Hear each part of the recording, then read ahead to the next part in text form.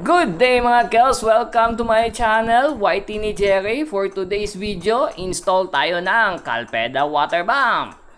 Kaboom!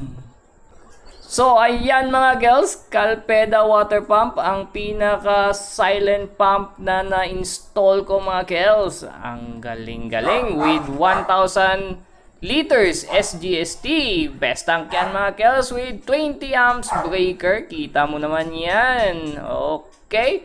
Meron na din yung bubong. So, functional na yan mga girls. It's running. O diba? Malakas na ang pressure niyan sa itaas.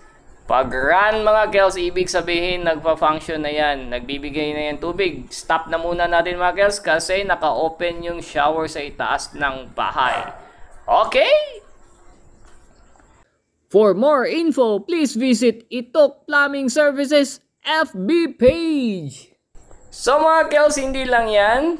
Tuturuan ko din kayo kung paano mag-set ng pressure ng Calpeda. Simpleng-simple lang yan mga girls. Ganito lang yan. Settings. Ito ang settings. Ito naman ang okay. Okay yan ha. Settings. So, pipindutin nyo lang settings once. Then, okay. Pangalawang beses, makikita nyo na ang bar. So, magpipindot na lang kayo kung increase or decrease. Tapos, pindutin agad ang okay. Pagkatapos, balik na sa settings. Makikita nyo na yung off mga kills. Okay, madali lang.